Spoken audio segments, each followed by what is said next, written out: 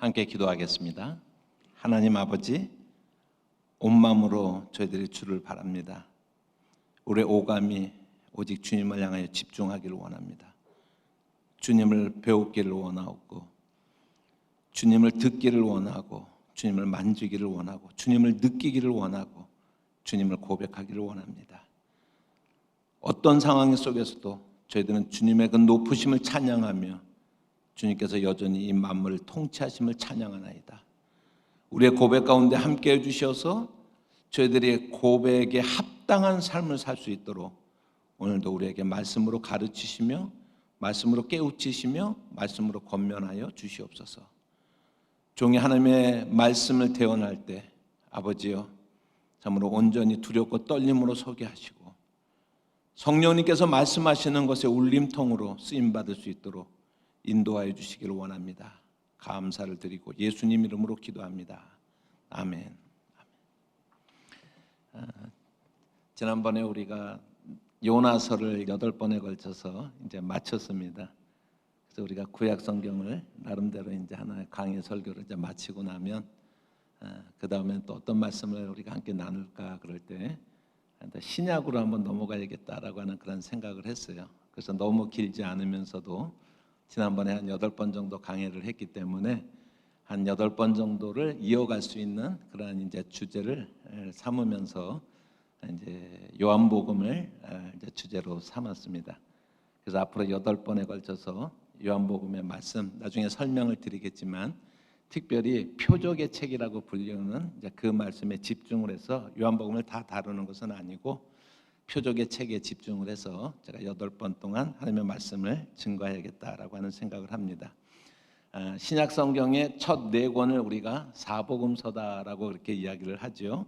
마태복음과 마가복음과 누가복음과 요한복음 사복음서는 사복음서로 묶일 만한 충분한 이유가 있어서 그렇게 사복음서라고 부르지 않겠습니까? 가장 기본적으로 사복음서는 다 예수의 이야기를 담고 있습니다. 예수께서 제자들을 모으셨고 그리고 하나님의 나라 복음을 선포하셨고 죄인들을 불러 모으셨고 때때로는 적대자들과 논쟁도 마다하지 않으셨고 그러다가 6월절에 체포당하셨고 재판을 받으셨고 십자가에 죽으셨고 부활하셨다라고 하는 그런 구조가 사복음서가 가지고 있는 공통점이다라고 할 수가 있습니다. 그런데 신약성경의 4복음서 중 마태복음, 마가복음, 누가복음을 3복음서를 공간복음이다라고 우리가 말하지 않습니까? 시놉틱스라고 하는데 이제 영어에서는 이제 OPT가 붙으면 그게 이제 보다라고 하는 이제 그런 그 이제 어간이 OPT가 이제 보다라고 하잖아요. 그러니까 seen 함께 보다라고 하는 그래서 공관이라고 하는 것은 같은 관점으로 바라본다라고 하는 이제 그런 뜻입니다. 그래서 공간복음을 영어로는 시놉틱스라고 그렇게 이제 부르고 있는데 요한복음을 다른 3 복음서와 좀 분리해서 이렇게 보는 것은 보는 관점이 다르기 때문에 그렇습니다. 그리고 내용에 있어서도 명백하게 차이를 보이고 있기 때문에 우리가 요한복음을 따로 떼어놓게 되어지는 것입니다. 특별히 웨스코트라고 하는 그런 신학자가 사복음서들의 내용을 이제 비교하고 이제 분석을 해놓은 그런 자료가 있는데 마태복음의 그 예를 들으면 마태복음에만 나오는 고유한 자료, 그 다음에 다른 복음에서도 같이 나오는 공통 자료라고 하는 이제 그런 관점에서 보면 요한복음이 왜 독특한지 딱 알 수가 있어요. 한눈에 딱 알 수가 있습니다. 그래서 제가 이제 그것을 이렇게 여러분들에게 보여드리죠. 마태복음에는 마태만 나오는 고유 자료가 42%라고 한다면 중복 자료가 58%, 마가복음은 고유 자료가 7%예요. 마가복음에만 나오는 건 7%고 중복 자료가 93%입니다. 누가복음을 보면 고유 자료가 59%, 중복 자료가 41%인데 요한복음은요 고유 자료가 92%예요. 딱 다르잖아요, 보기에도요. 이제 이렇게 이제 우리가 분석을 해보면 이 요한복음이 왜 다른지를 알 수가 있습니다. 그리고 다른 데하고 같이 나오는 그런 중복 자료가 8%뿐이 안 되는 것입니다. 그러니까 우리가 이제 한눈에 우리가 그냥 공관복음하고 요한복음은 다르다라고 우리가 많이 여러분들이 생각을 해오셨을 텐데 딱 보니까 어때요? 딱 다르다는 걸 알겠죠, 그죠? 그게 요한복음의 이제 특징이다라고 하는 것을 먼저 말씀을 드립니다.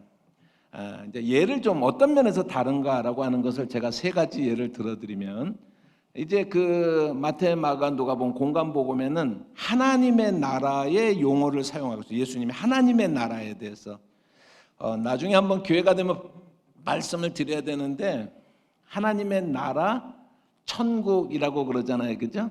그러면 우리는 생각할 때 천국이라고 하는 것은 장례식에서 우리가 요단강 건너서 천국 가세 할 때 부르는 거고, 평상시에서는 우리가 하나님의 나라라고 우리가 이제 부르는 게 맞는 것 같지만 아닙니다. 그게 천국과 하나님의 나라는 정확하게 똑같은 말이에요. 천국이라는 말은 마태복음에만 나오는 단어예요. 그런데 하나님 나라하고 똑같은 말입니다.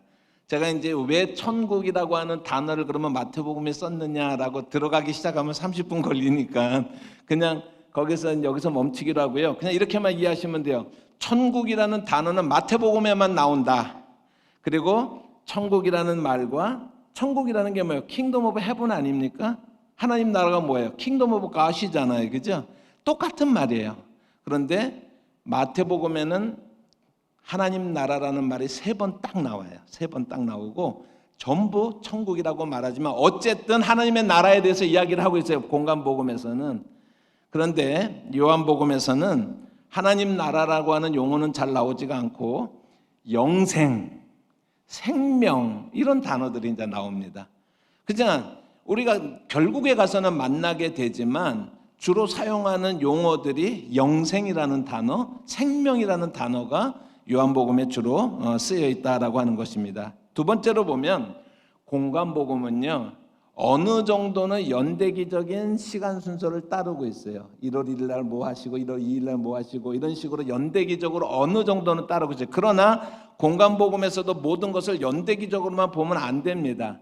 다 어떤 행적의 순서대로만 보면 안 되지만, 그렇지만 어느 정도는 이제 그런 순서를 따르고 있는데, 요한복음은 예수님의 연대기적인 행적에 대해서는 관심이 없어요. 신학책이에요, 처음부터. 그러니까 한 가지 예를 들면은 성전 청결 사건이 사복음서에 다 나오거든요. 예수님이 성전을 깨끗게 하셨다라고 하는 게 나오죠. 근데 공관복음에서는, 그러니까 연대기적으로 보면 그게 언제 있었던 것 같아요? 예루살렘에 이제 입성하시고 그리고 나서 잡히시기 전에, 그때 예루살렘에 입성을 하시고 나서 성전 청소를 하는 사건들이 공관복음에 다 나오잖아요. 그러니까는 연대기적으로 보면은 예수님의 사역의 후반부에 이제 잡히시기 직전에 이렇게 이제 성전 청결 사건이 이제 나오고 있다라고 공통적으로 기록을 하고 있거든요. 요한복음에는 2장에 나옵니다. 2장에 그게. 그러니까 언제, 예수님의 행적 중에서 언제 있었느냐에 대해서 요한복음에는 관심이 없는 거예요. 그리고 이 성전 청결 사건은 이제 다음번에 제가 와서 보게 되는 가나의 혼인잔치하고 연결이 되어 있습니다. 그거 이제 제가 다음에 설명을 드릴 거예요. 그러니까 처음부터 연대기적인 서술이 아니라 신학적인 책이다라고 하는 것을 여러분들에게 이제 두 번째로 좀 말씀을 드립니다. 한 가지만 더 말씀을 드리면, 공관복음은 사람으로 오신 예수에 초점을 맞추고 있어요. 인간으로 오신 예수에 대해서 초점을 맞추고 있지만, 요한복음은 처음부터 하나님이세요. 요한복음은요. 그래서 다른 세 복음서에는 예수님이 인간으로 어떻게 태어나셨는가라고 하는 것을 기록을 하고 있지만, 요한복음은 탄생 기사가 없습니다. 왜냐하면 요한복음에서 말하고 싶은 것은 하나님으로서의 그분. 그러니까 우리가 예수님은 완전한 하나님이시고 완전한 인간이시다라고 얘기하잖아요, 그죠? 그러니까 완전한 인간이신 점을 강조하기 위해서 예수님의 탄생부터 다른 이야기들이 좀 다루고 있다고 한다면, 요한복음은 완전한 하나님이신 이 관점이 굉장히 중요한 이제 관점을 가지게 됩니다. 그래서 탄생 이야기나 어린 시절 이야기가 나오지 않아요. 태초에 말씀이 계시니라. 하나님스럽지 않아요, 여러분? 그것을 읽어낼 수 있어야 되는 거예요. 요한복음을 우리가 읽을 때는. 요한복음은 크게 21장까지가 있잖아요. 요한복음 21장까지가 있는데 크게 보면 1장은 서론이라고 얘기합니다. 그리고 21장은 부록이다라고 얘기를 합니다. 그러니까 부록에 디베랴 바닷가에서 바요나 시모나 내가 나를 사랑하느냐 3번 물으시는, 그래서 3번 예수님을 부인했던 베드로를 회복시켜서 그 베드로의 신앙 고백 위에 하나님의 교회가 세워지겠다고 예수님께서 말씀하셨잖아요. 그래서 실패한 베드로를 3번 부인한 베드로를 회복시키는 장면이 특별히 이제 한 장이 기록되어 있는 게 요한복음 21장이에요. 그래서 그걸 우리가 부록이다라고 그렇게 이야기를 합니다. 그러니까 몸통 부분에 해당하는 본론이 2장부터 20장까지겠죠. 그런데 2장부터 12장을 가르쳐서 우리가 표적의 책이다라고 그렇게 이야기를 해요. 표적의 책이다. 그리고 13장부터 20장까지를 영광의 책이다라고 이렇게 신학자들이 거기에 이제 제목을 붙여놨습니다. 그래서 2장부터 12장까지 표적의 책의 주제가 뭐냐면 빛이신 위에 계시는 하나님이신 예수님이 우리 가운데 내려오셨다라고 하는 게 주제예요. 내려오셨다. 그리고 12장부터 20장까지의 주제는 뭐냐면 그 예수님이 하늘로 올라가셨다라고 하는 게 주제예요. 아시겠어요? 표적의 책은 예수님이 이 땅 가운데 내려오셨다. 근데 그분은 빛이신 분이에요. 그분은 생명이신 분이에요. 그분은 위로부터 아래로 내려왔다는 거예요. 이런 단어 하나하나가 다 요한복음적인 거예요. 굉장히 요한복음적인 그런 얘기다라고 하는 것입니다. 그리고 영광의 책에서는 그 예수님이 하늘로 올라가셨다라고 하는 것이 강조가 되고 있습니다. 그래서 이제 몸통은 표적의 책, 영광의 책이 있는데 내려오셨다, 올라가셨다. 이게 주제가 된다라고 하는 것을 말씀을 드립니다. 신학자들이 괜히 표적의 책이니 영광의 책이니라고 제목을 붙이는 게 아닙니다. 그리고 요즘 교회에서 어떤 분들은 목사님들이 신학 그건 다 필요 없다고 막 자유주의로 이제 나가게 한다고요. 여러분, 한국 교회 강단에서 너무 신학을 무시했기 때문에 이렇게 돼 버린 거예요. 그걸 아셔야 돼요. 초대교회 이래로 사도적 전통을 따라서 수많은 신학자들이 자기의 어떤 그 일생을 바쳐서 하나님의 말씀의 의미들을 밝혀낸 그 켜켜이 쌓여 온 것들을 갖다가 그냥 신학은 신앙이 아니야 라고 이렇게 버릴 수 있어요?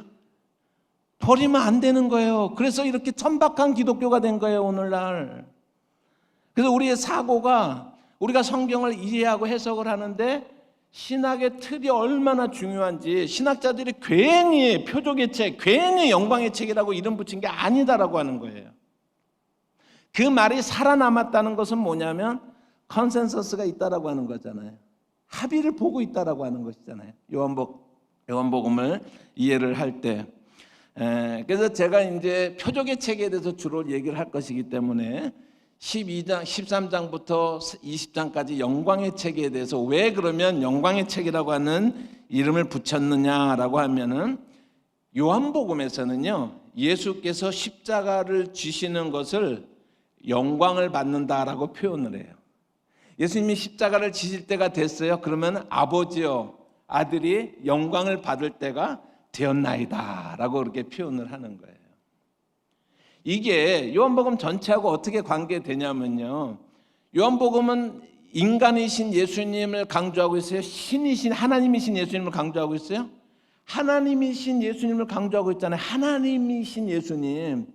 근데 그분이 십자가에 패배자처럼 죽으신다라고 하는 것은 하나님으로서는 할 수 없는 일이잖아요. 그죠? 그러니까 요한복음에서는 하나님으로 오신 그것을 강조하는 요한복음에서는 이 영광의 책을 통해서 십자가를 지러 가시는 예수님의 모습을 가르쳐서 인자가 영광을 입으러 갈 때가 되었도다. 이제 영광을 입었도다. 아버지여, 17장의 대제사장의 기도를 보면 아들이 아버지를 영화롭게 하고 아들이 아버지를 영화롭게 하나이다 라고 하는, 그래서 십자가를 바라보는 눈이 영광이라고 하는 단어로 그렇게 십자가를 설명을 하고 있어요. 그게 요한복음의 특징입니다. 여러분, 13장은 아니지만 요한복음 전체에서 여러분 12장 23절의 말씀을 한번 보겠습니다.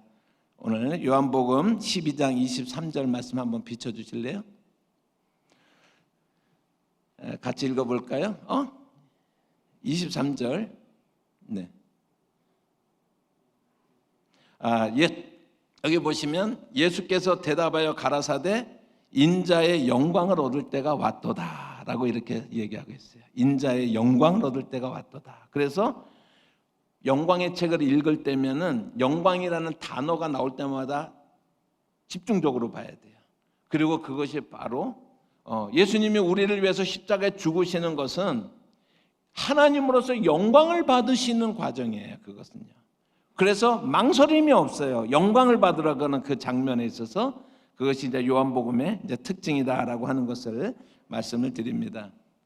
그러면 2장부터 12장까지는 우리가 표적의 책이다라고 그렇게 이야기를 한다고 그랬죠. 2장부터 12장까지는 예수님이 행하신 수많은 기적들 중에서 딱 7개의 기적만 나오고 있어요. 7개만 딱 싣고 있습니다. 첫 번째가 제가 이제 말씀을 설교를 한 번에 이제 한 표적씩 이제 여러분들에게 이제 함께 보게 되면서 충분히 앞으로 이제 설명을 드리겠지만 가나의 혼인잔치에서 물을 포도주로 변화를 시킵니다. 그리고 고간의 아들을 치유하는 그런 장면이 나오죠. 베데스다 목가에서 38년 된 병자를 고치시는 그러한 그 기적을 베푸시죠. 5,000명을 먹이십니다. 무리를 걸어가십니다. 날 때부터 맹인대자를 고칩니다. 그리고 죽은 나사로를 살립니다. 그래서 딱 이렇게 7개의 표적만 7개의 기적만 싣고 있습니다. 그러면 이미 말씀을 드린 것처럼 이 요한복음 2장부터 12장까지의 이 표적의 책에서 중요한 단어가 뭐겠어요? 표적이라고 하는 단어가 중요한 거예요. 예수님이 기적을 행하셨는데 요한복음에서는 기적을 행하셨다, 이적을 행하셨다라고 표현하지 않고 표적이라고 하는 단어를 쓰는 거예요. 기적과 표적은 뭐가 다르냐? 아주 다릅니다. 우리는 이제 어떻게 보면은 막연하게 그냥 너무 많이 익숙한 단어니까 뭐 표적이라고 하는 단어나 이적이라는 단어나 우리는 비슷비슷하게 이제 여러분 보시겠죠. 그런데 이게 완전히 다른 얘기예요. 그 말씀을 여러분들과 함께 뭐가 다른지 하는 것을 하나하나 그런 표적들을 통해서 이제 앞으로 말씀을 살펴보려고 생각을 하고 있습니다. 그래서 특별히 기적이라고 하는 단어가 좀 쉬운 단어인데 왜 표적이라는 단어를 썼을까라고 했을 때 그 표적이라는 단어 속에서는요, 기적 플러스 알파가 중요한 거예요. 기적이에요. 무리로 걸으시는 거 기적이죠. 38년 된 병자를 고치신 거 기적이죠. 그런데 플러스 알파 때문에 표적이에요. 그러니까는 표적은 뭐라고요? 기적 플러스 알파예요. 그랬을 때 우리가 표적이라는 단어를 쓴다라고 하는 것입니다. 그러니까는 요한복음의 7개의 기적의 그러한 그 기사들은 단순히 기적을 일으키는 것 그 자체가 목적이 아니라 그 기적이 무엇인가를 가리키고 있는 거예요. 우리가 위롭지 마라고 그렇게 이야기하면서도 그런 이야기들을 잘 알지 않습니까? 그러니까 손가락을 보지 말고 뭐라고요? 손가락이 뭘 가리키는지 보라는 말 하죠. 그죠? 그러니까 기적은 뭐냐면 손가락이에요. 손가락. 그런데 그 기적이 가리키는 게 있다니까는요. 그래서 뭘 가리키는가, 무엇을 표적하는가, 사인이라고 하는 말로 표현이 되는 거예요. 뭐를 표적하는 것. 그러니까 기적의 7가지의 기적을 담는 이유는 예수님이 내가 이만큼 기적을 일으키는 존재야라고 하는데 관심이 있지 않고 요한복음에서는 그 기적들이 각각이 무엇을 가리키고 있어요. 그것을 지금 요한복음에서는 설명을 하고 있는 것입니다. 딱 7개만. 그래서 그것을 우리가 표적의 책이다라고 이야기를 하는 것입니다. 그 7개의 표적은 한마디로 이야기하면 하나님 나라와 영생에 관해서 가리키고 있는 거예요. 그러니까 기적을 일으키시지만 기적의 목적이 아니라 이것을 통해서 하나님 나라와 그 영생의 의미를 깨닫게 하는 것이고, 기적을 통해서 예수 그리스도가 누구인지를 깨닫게 해주는 그러한 그 의도가 있다. 그래서 그것을 요한복음 자체에서 표적이라는 단어를 쓰는 거예요. 2장에서 12장까지. 그리고 특별히 그 7개의 그러한 표적이 이제 나오게 되는 것입니다. 요한복음 20장 30절과 31절 말씀 한번 볼까요? 요한복음 20장 30절과 31절 같이 읽어보십니다. 예수께서 제자들 앞에서 이 책에 기록되지 아니한 또 다른 표적도 많이 행하셨으나 오직 이것을 기록함은 너희로 예수께서 하나님의 아들 그리스도이심을 믿게 하려 하며 또 너희로 믿고 그 이름을 힘입어 생명을 얻게 하려 함이니라. 요한이 예수님이 행하신 기적이 너무 많아서 다 쓰려면 이 세상의 종이로도 다 담을 수가 없겠지만은, 그러나 그 가운데서 내가 심사숙고해서 7개의 기적을 쓰는, 그것을 기록하는, 그것을 표적이라고 하는 의도는 뭐냐면, 이 표적들을 통해서 여러분들이 하나님의 아들 예수 그리스도라고 하는 사실을 믿게 되기를 바랍니다. 그리고 그 믿음 안에서 여러분들이 영생을 누리고 생명을 누리기를 바랍니다 라고 하는 거예요. 그러니까 우리가 표적의 체계에서 표적을 읽을 때마다, 그러니까 앞으로 8주 동안에 제가 여러분들에게 요한의 심정에 대해서 부탁하고 싶은 것은 뭐냐면, 그 기적의 이야기들을 통해서 여러분 영생을 우리가 깨닫고 그 영생의 의미를 따라서 우리가 누릴 수 있는 그러한 기쁨이 우리에게 있어야 되는 거예요. 그래야지 요한복음을 제대로 읽는 것입니다. 예수가 바로 하나님의 아들이시고 예수가 바로 하나님이시다라고 하는 그 사실을 깨닫기를 원합니다 라고 하는 요한의 바람이 저 말씀 속에 담겨져 있잖아요. 그래서 우리도 이 말씀들을 우리가 읽으면서 예수를 발견하고 예수가 우리에게 가져다 주신 그 영생의 의미를 발견할 수 있는, 새롭게 할 수 있는 그러한 시간들이 되기를 주님의 이름으로 축복합니다. 이제 오늘 본문의 말씀을 우리가 한번, 이제 1장은 서론이라고 그랬죠. 그래서 오늘은 요한복음 전체를 우리가 어떻게 읽어야 될지, 이제 여러분들 오늘 말씀만 잘 들으면 이제 요한복음이 술술 읽힐 거예요. 이제 어느 정도는, 이제 물론 이제 그 의미들은 더 깊이는 이제 보게 되겠지만은, 이제 오늘 본문으로 들어가서 요한복음 1장 1절부터 3절까지 말씀입니다. 같이 한번 읽어볼까요? 태초에 말씀이 계시니라. 이 말씀이 하나님과 함께 계셨으니 이 말씀은 곧 하나님이시라.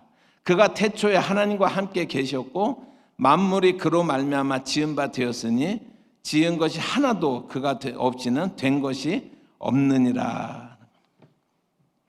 요한복음 1장은요 앞으로 22장부터 20장까지, 21장은 부록이고 2장부터 20장까지 소개될 예수 그리스도의 사건을 헬라 세계에다가 오리엔테이션 하는 거예요. 1장은요. 그러니까 헬라 철학에, 헬라 사람들은 철학을 사랑했잖아요. 그 헬라 철학에 관심을 기울이고 있는 그런 사람들에게 그들의 언어와 그들의 어떤 문화적인 환경 속에서 예수 그리스도를 소개하는 게, 오리엔테이션 하는 것이 요한복음 1장이에요. 그래서 헬라 사람들의 우리가 세계를 이해를 해야 되는 거. 왜냐하면 그것이 요한의 의도이기 때문에 그렇습니다.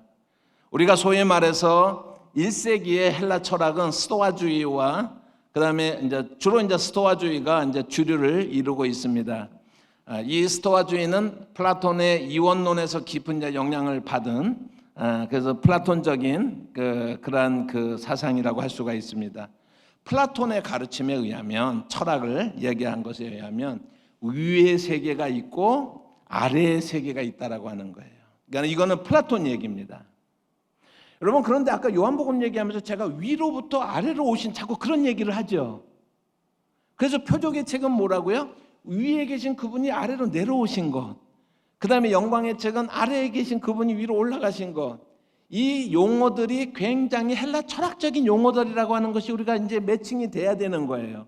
그러니까 헬라 철학은 그냥 우리가 철학 시간에 교양으로 우리가 배우는 거고, 그게 아니라 성경을 이해하는데 직접적으로 요한복음을 이해하려면 이 플라톤의 그러한 그 이데아론에 대해서 아주 구체적으로 우리가 이제 알게 되고, 이제 그것을 이해해야지 요한복음이 제대로 이제 읽혀지기 시작하는 것이다라고 하는 것이죠. 여러분, 플라톤이 위의 세계가 있고 아래 세계가 있는데 위의 세계를 이데아라고 그렇게 불렀습니다. 그리고 아래는 그 본질인 이데아에 대한 모조품, 그림자예요. 아래 세계는요. 그래서 위는 영혼의 세계고 아래는 물질의 세계인 것입니다. 위라고 하는 것은 진리이고 진짜예요. 위는요, 이데아는요. 그러나 아래는 실체가 아니라 가짜고 일루전입니다. 그러니까 환영이라고 그러죠. 일루전이라고 그렇게 우리가 이야기할 수가 있습니다. 그런데 우리는 플라톤의 가르침입니다. 우리는 어디 살고 있어요? 스토아주의가 말하는 겁니다. 우리는 어디 살고 있어요? 위에 살고 있어요? 아래에 살고 있어요? 우리는 아래에 살고 있어요. 이 땅의 세계, 물질의 세계 속에서 살고 있습니다. 그래서 변화의 세계 속에서 사는 거예요. 변화되는 거, 계속 체인지가 되는 것입니다. 시간과 공간의 제약을 받게 되는 것입니다. 플라톤에 따르면 그 위, 곧 본질에 속한 우리의 영혼이 아래, 곧 물질 세계에 속한 그 물질 세계 속에, 그 몸 속에 갇혀 있는 거예요. 그러니까 영혼이 몸 속에 갇혀 있는 거예요. 우리의 몸은 영혼을 가두는 감옥이 됩니다. 그리고 인간의 모든 그런 문제들, 우리가 나고 늙고 여러분 병들고 죽음이 있고, 여기 가서 이제 불교나 브라만교, 인도의 브라만교하고도요 굉장히 밀접하게 언어가 철학을 만들어내고 언어가 관념을 만들어내잖아요. 그런데 인도어하고 유럽어는 우리가 옛날에 같은 계열이다라고 하는 거 배웠죠, 그죠? 그 언어가 같은 계열이라고 하는 것은 생각을 나눌 수 있다라는 얘기거든요. BC 5세기를 우리가 주축 시대라고 얘기를 하는데, BC 5세기에 소크라테스, 플라톤 이런 사람들이 이제 5세기, 4세기 그때쯤 이렇게 나오거든요. 부처도 BC 5세기입니다.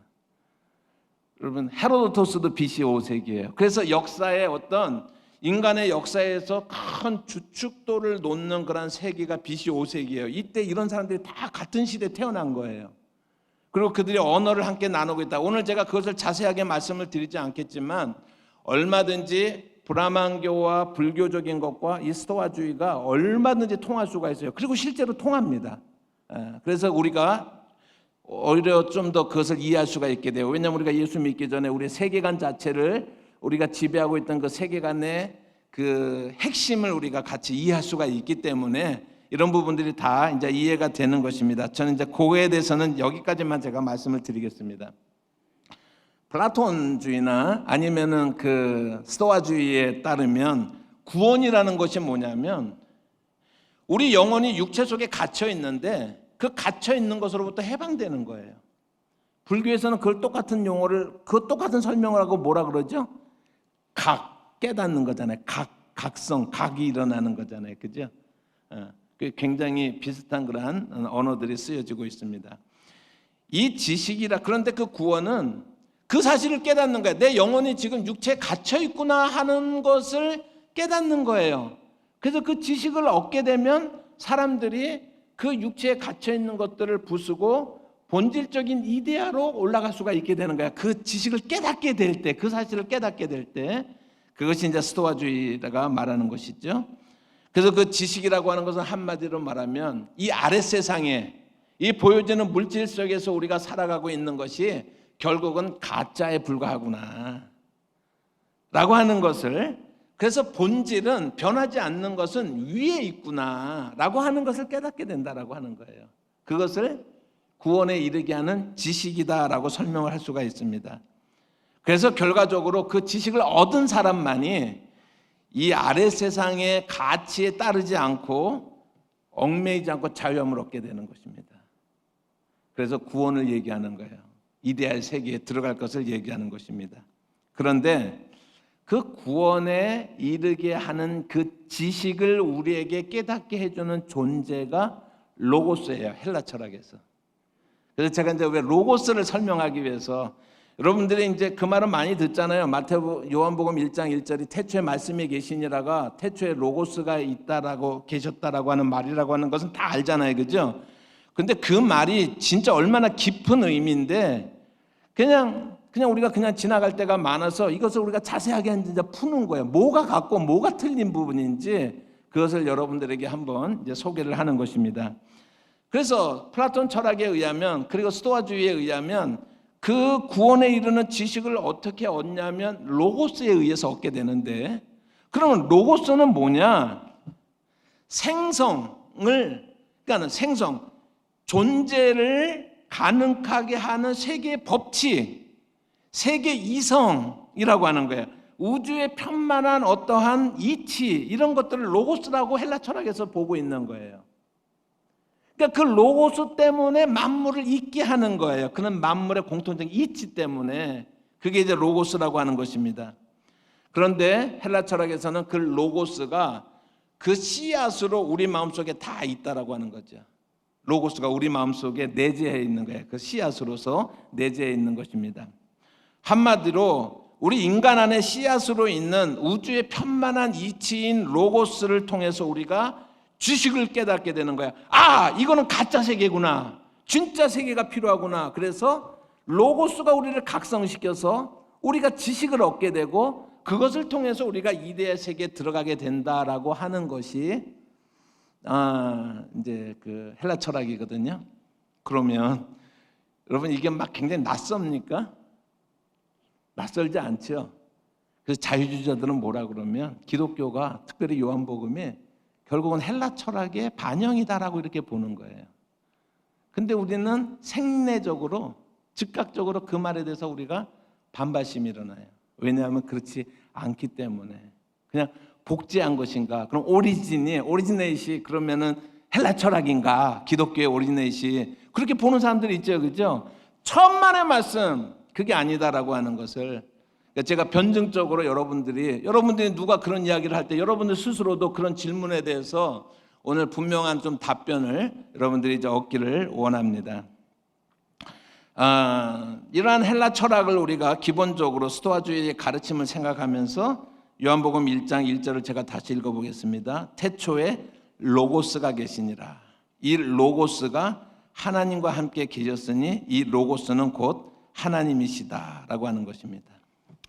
그러니까 분명한 것은 뭐냐면 이 요한복음 1장 1절에서 로고스라고 하는 단어는 적어도 사도 요한이 창작품이 아니라 뭐예요? 헬라 철학에서 차용한 거, 빌려온 거는 맞아요. 그거는 맞습니다. 그 의미들을 봤죠. 그런데 왜 빌려오겠어요? 전혀 생뚱맞은 단어를 빌려오겠어요? 비슷한 부분이 있으니까 빌려오겠죠, 그죠? 그래서 헬라 철학에 있는 로고스라고 하는 개념을 차용하는 것입니다. 지금 그 요한이요.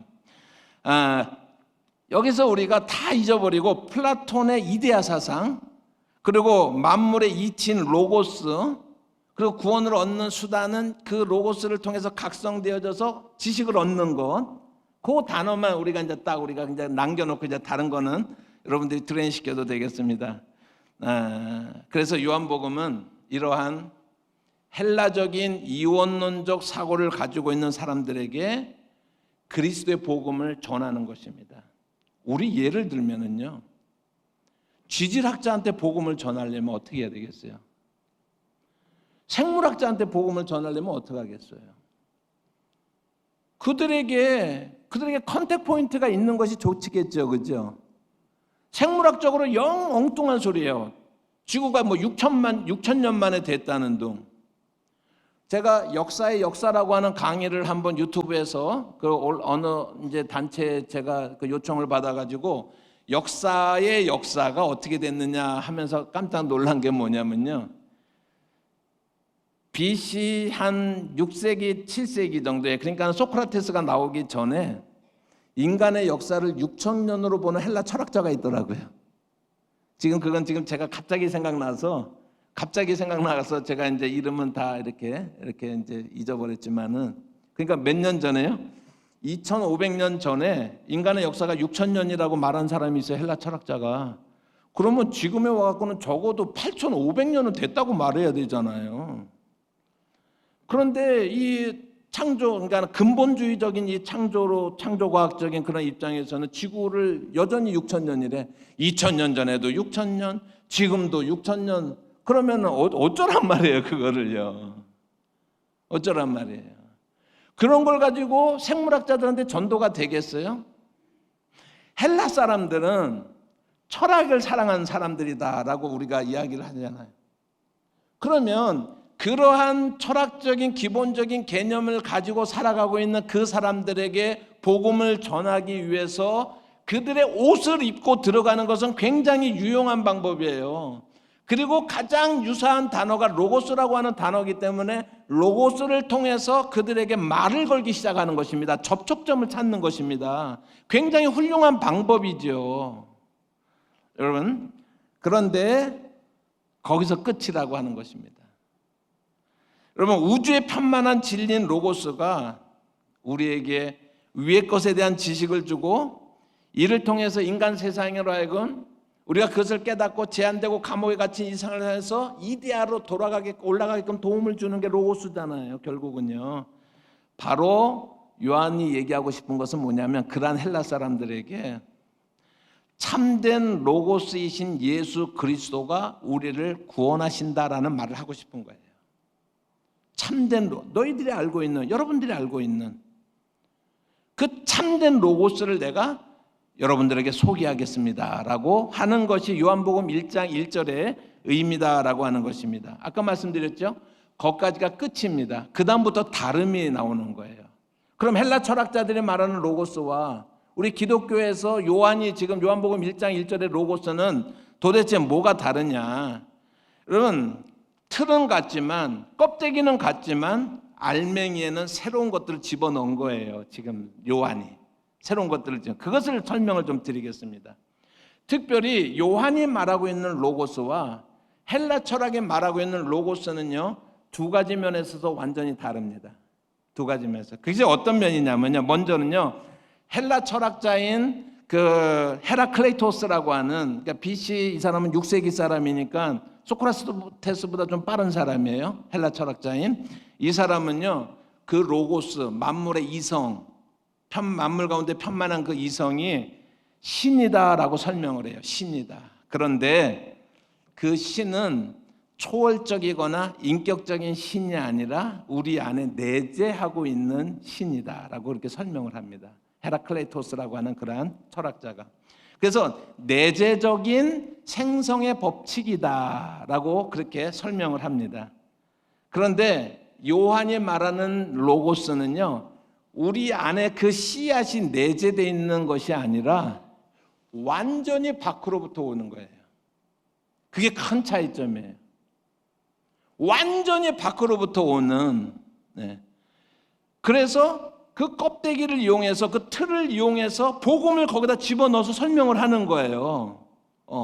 그들에게. 그래서 로고스이신 예수는요, 초월적이면서 인격적이세요. 이 헬라 철학의 로고스는 내주하면서 비인격적이에요. 생성하는 힘이 되니까는요. 생성하는 힘. 그러나 하나님 예수님은 참된 로고스인데 그분은 내주하는 것이 아니라 외부로부터 초월적으로, 그리고 인격적인 분이에요. 그분이요. 그래서 그들의 철학의 틀을 가지고 복음을 지금 설명을 하고 있는 것입니다. 두 번째 차이점은 첫 번째 차이점에서 파생하게 되는 것입니다. 헬라 철학 속에서 로고스라고 하는 것은 뭐라고 그랬어요? 우리 인간 속에 씨앗으로 있다고 그랬죠? 로고스가 우리 마음속에, 모든 사람의 마음속에 씨앗으로 있습니다.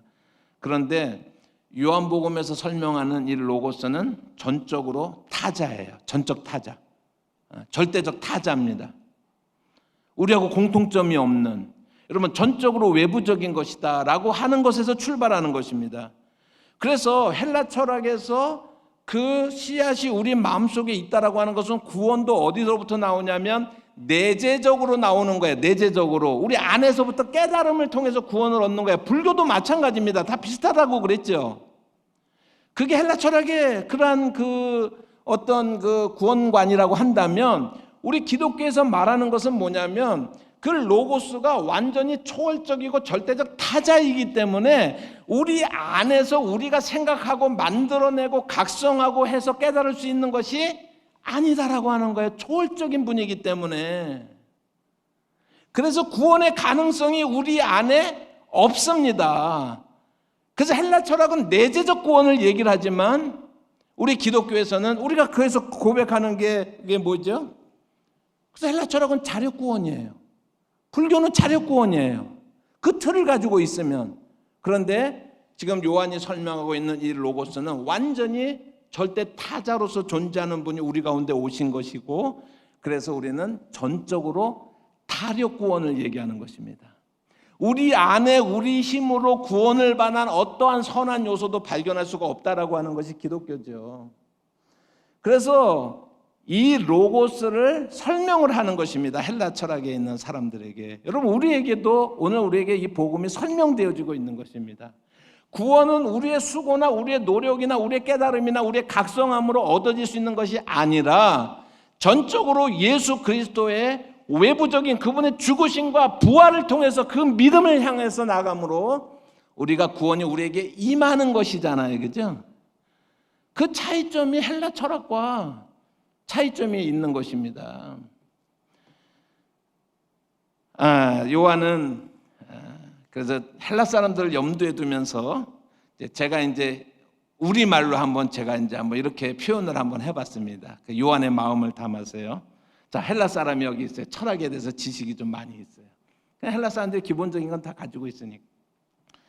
여러분들에게 예수를 제가 어떻게 설명하면 좋을까요? 바로 여러분들이 알고 있는 로고스하고 관계가 됩니다.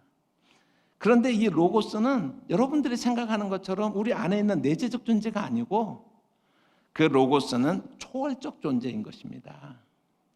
당신들 헬라 사람들의 견해로 설명을 하자면 위의 세상, 이데아의 세상인 로고스이신 예수께서, 그러니까 그들의 언어로 표현하는 거 위에 계신, 초월하신, 그러니까 그 위에 계신 이데아의 세상의 존재인 로고스 되시는 예수님께서 어두움에 갇혀 있는 이 세상 사람들에게 참 구원을 전해 주시기 위해서 우리 가운데 성육신하신 것입니다라고 설명을 하는 거예요. 이렇게요.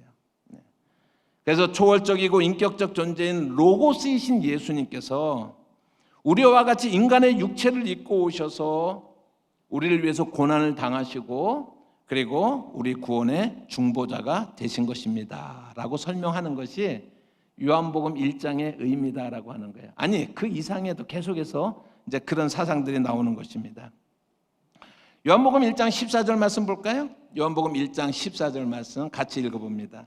말씀이 육신이 되어 우리 가운데 거하심에 우리가 그 영광을 보니 아버지의 독생자의 영광이요 은혜와 진리가 충만하더라.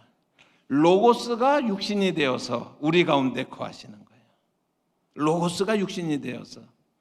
그래서 그분이 이 세상으로 내려오셨기 때문에 아래 세상에 살고 있는 그러한 우리들이 그분의 내려오심으로 말미암아서 우리가 위의 세상으로 올라갈 수 있는 희망이 생기는 거예요. 가능성이 열린 거예요. 왜냐하면 그분은 위에서부터 내려오신 분이기 때문에 그분을 통해서 우리도 위로 올라갈 수 있다라고 하는 희망이 생깁니다라고 헬라 철학적으로 그렇게 단어를 가지고 우리가 설명을 하고 있는 거예요. 그게 요한복음 1장 14절의 의미다라고 하는 거예요. 그래서 요한복음에서 중요한 단어가 위로부터 임했다라고 하는 게 굉장히 중요한 단어거든요. 요한복음 3장에 보면 니고데모가 밤중에 찾아오잖아요. 그래서 그 니고데모에게 예수님이 뭐라고 그랬어요? 네가 영생을 얻고자 하느냐? 그러면 너희가 거듭나야 된다라고 얘기하잖아요. 거듭나야 된다. 그러니까는 니고데모가 뭐라고 그랬어요? 내가 이미 어머니 뱃속에서 나왔는데 어떻게 어머니 뱃속으로 다시 들어갑니까? 불가능한 거 아닙니까? 라고 그렇게 대답을 하죠. 그랬을 때 예수님께서 말씀하시는 것이 뭐예요? 네가 영생을 얻기 위해서는 거듭나야 된다라고 이렇게 말씀하시는 그 거듭남이라고 하는 의미를 우리가 조금 오해하고 있는데, 그냥 오해라기보다 잘 하고 있는데 조금 부족한 부분들이 뭐냐면 거듭난다라는 게 뭐야? born again 해야 된다라고 하죠. 그런데 그 원어의 뜻은 뭐냐면요, 사실은요 그것이요 거듭남이라고 하는 것은 위에서부터 오는 힘으로 태어난다라고 하는 뜻이에요. 그러니까 우리가 다시, 그러니까 니고데모는 생각이 어디에 있어요?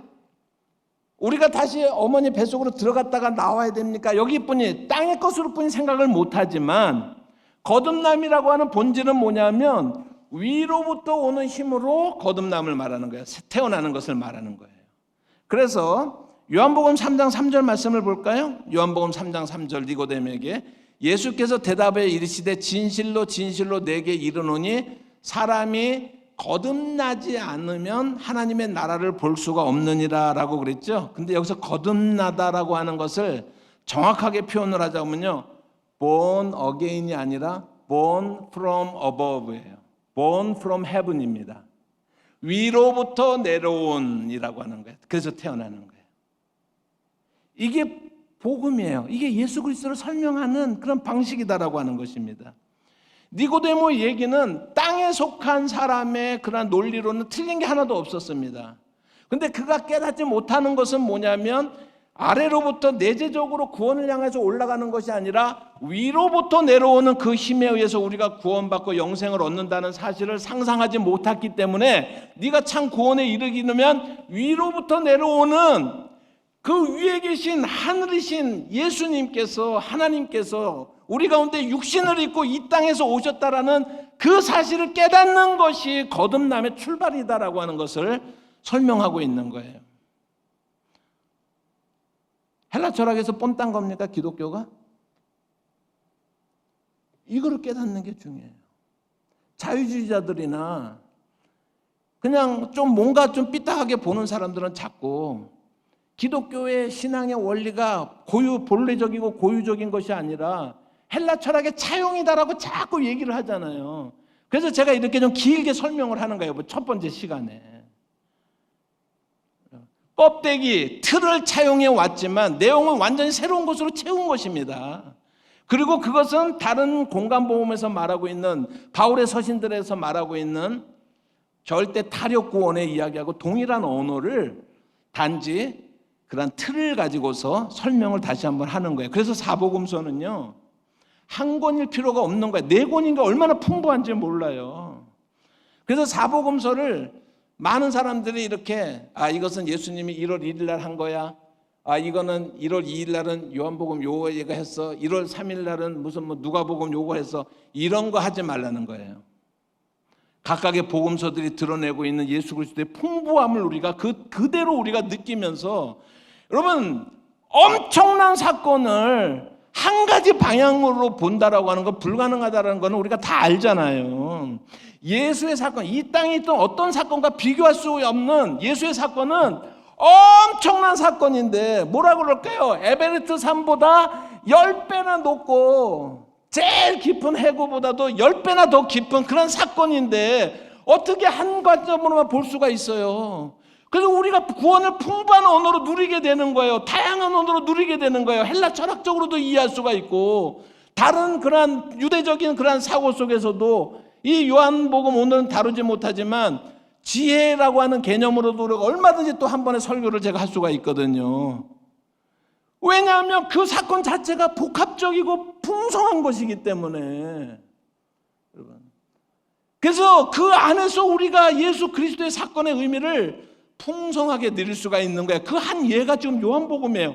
공간복음하고 다르잖아요. 그렇지만 결론은 어때요? 같은 이야기를 하고 있잖아요.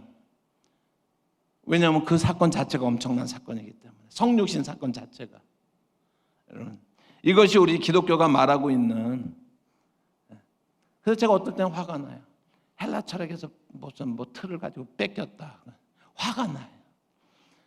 아니, 딴 사람들이 말하는 건 화가 안 나는데 기독교인이라는 사람들이 그런 말을 하면서 마치 자기네가 뭔가를 아는 것처럼 얘기할 때 화가 나요. 화가 난다고요. 예수 그리스도의 사건은 무엇입니까? 바로 구원으로 이끄는 로고스인 그런 말씀이, 여러분, 육신을 입고 위로부터 이 땅에 내려셔서 우리에게 위로부터 주시는 힘으로 우리를 본어게인 시키는 거예요. 그래서 그것을 통해서 우리가 구원을 누리게 되고 영생을 누리게 되는 그 복음을 지금 요한이 전하고 있다라고 하는 것입니다. 적용을 한번 해보겠습니다. 이 모든 말씀은 여러 번 말씀드린 것처럼 헬라적 사고를 차용해서 전한 복음이에요. 껍질은 다 이제 이제 안에 있는 건 다 걷어냈고, 그리고 그 안에다가 이렇게 이제 랍스터로 치면 고기는 다 먹고, 그 다음에 진짜가 뭐예요? 거기다 밥 넣어가지고 고추장 좀 넣고 기름 넣고 김 좀 부셔놓고 이렇게 먹으면 또 맛있잖아요, 그죠? 완전히 다른 얘기다라고 하는 것을 제가 말씀을 드리는 것입니다. 적용이 뭘까요? 이런 맥락에서 보면은 제가 2장부터 12장까지 표적의 책 얘기를 했죠. 앞으로 표적의 책을 설명하겠다고 그랬죠. 그러니까 여러분들은 어떤 마음가짐을 가져야 되냐면 예수님이 병자도 고치시고 기적도 일으키시는 분이에요. 근데 여러분들의 시선이 예수님 5천 명을 먹이시고 병자를 고치시고 기적을 행하시고 물 위로 걸어오시는 거기에 초점에 맞춰져 있잖아요. 그러면 여전히 땅의 것에 여러분들이 관심을 갖는 거예요. 이게 얼마나 심각한지 아십니까?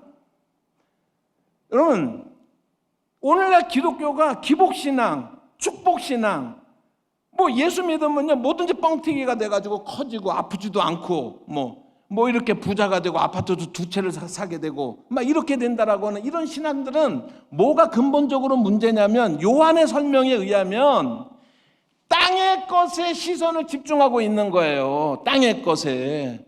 왜 표적이라고요? 그 기적이 일어난 건 사실이지만 예수님은 능히 그 기적을 일으키실 수가 있지만 그것은 보편적으로 모든 70억의 인구에게 골고루 나눠주는 것이 아니에요. 여러분, 그런데 정말로 가르치고 싶은 것은 그 기적의 행위를 통해서 하나님의 나라를 가르치고 싶은 거예요. 그런데 사람들이 자꾸 땅에 있는 얘기만 해요. 누가 병 고쳤더라, 암에서 고쳐졌더라, 무슨 아파트를 샀는데 대박이 났더라, 무슨 뭐 이 땅에서 뭐 부자가 됐더라. 거기에만 머물러 있는 건 예수님의 의도도 아니고 요한의 의도도 아니다라고 하는 것입니다. 우리의 삶의 방향은 기적 그 자체가 아니라 그것이 가르치고 있는 영원한 생명을 향해서 우리가 나아가야겠습니다라고 하는 그러한 각성이 일어날 때, 그러한 고백이 일어날 때 우리는 복음서를 제대로 읽게 되는 거예요. 그래서 우리 한국교회가 살아나는 거예요. 한국교회가 살아나는 거예요. 여러분, 토착화라는 말을 하잖아요. 제가 깊이 다루지는 않겠지만 우리는 토착화에 대한 거부감이 있습니다. 왜 그러냐면 예를 들어서 제사를 드립니다. 천주교에서는 제사 안 드리겠다고 그래가지고 그렇게 핍박을 받았잖아요. 신유박해나 이렇게 천주교 얼마나 핍박을 받아요. 그런데 오늘은 그것은 풍습이다. 그래서 제사를 허용을 해요. 천주교 안에서. 우리는 찬성하지 않지만 그런 것들을 토착화로 착각하면 안 되는 거예요. 여러분, 문화적으로 표피적으로 어떤 것을, 그러니까 토착, 우리가 기독교를 한국 서양에 무조건 우리가 본받지 말고 한국적으로 우리가 토착해야 된다라는 말이 기껏 우리 문화 속에서 뭐 제사 드려서 괜찮아, 인사야 괜찮아라고 하고 이런 것들을 토착하라고 보기 때문에 저도 거부감이 들고 그런 것은 토착화가 아니에요. 그런데 이 토착화가 요한복음에 나타나고 있어요. 왜냐하면 그들의 사고 체계 속에 들어갔잖아요. 그죠? 근데 그들이 이해할 수 있는 체계로 복음을 재구성해서 복음을 변질시키지는 않으면서도 재구성해서 그 헬라 철학에 능통한 사람들에게 예수 그리스도의 복음을 전하는 거잖아요. 그죠? 그런 거를 토착하라고 얘기할 수 있는 거예요. 그런데 자유주의자들이나 좀 리버럴한 그런 교회들의 그런 신앙의 체제에서는요, 그냥 세상의 풍습을 받아들이는 것을, 문화적인 어떤 것을 받아들이는 것을 토착화로 생각하기 때문에 그 토착화는 우리가 말하는 토착하고 다른 거예요. 다양한 세계, 다양한 사람들에게 우리가 기독교를 토착화시킬 필요가 있어요. 그러나 그것은 그들의 언어를 가지지만 예수 그리스도의 본질에 대해서는 우리가 포기하지 않고 예수 그리스도의 그 복음의 그 내용을, 질적인 것을 담아서, 그렇지만 단지 그들의 틀 속에 담아서 그것을 전해주고자 하는 그런 것들을 뭐라고 그러는 거예요? 그게 토착화라고 하는 거예요. 요한복음이 바로 그 토착화가 이미 일어난 거예요. 2000년 전에 여러분, 순종하 복 받는다. 이거는 뭐라고요? 표적이 아니라 기적에 머물러 있는 거예요. 자극적이죠. 매력적이죠. 우리가 다 그렇게 되고 싶죠. 그러나 그게 진짜가 아니라니까요. 진짜가 아니라니까요. 그것이 가리키고 있는 위에 있는 것, 영원한 생명, 영원한 하나님 나라의 그 통치에 참여함, 그것을 우리가 이 땅에서 누림.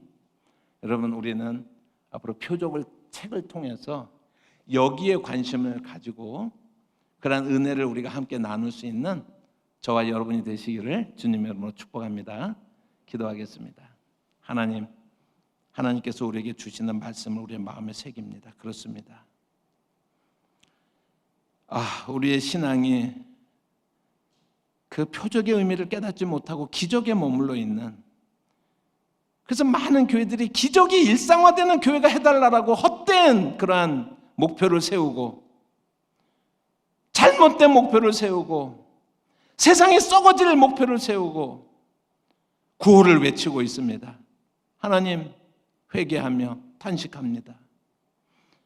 우리가 이 땅에 예수님이 행하신 기적을 우리도 일으킬 수 있다라고 하는 거기에 머무르는 것이 아니라 그 기적이 정말로 가리키고 있는 예수 그리스도의 그 풍부함과 하나님의 나라의 그 영광됨과 영생에 대해서 우리가 더 관심을 기울이고 그 영생을 깨달을 수 있는 저희가 되게 하옵소서. 예수님 이름으로 기도합니다. 아멘.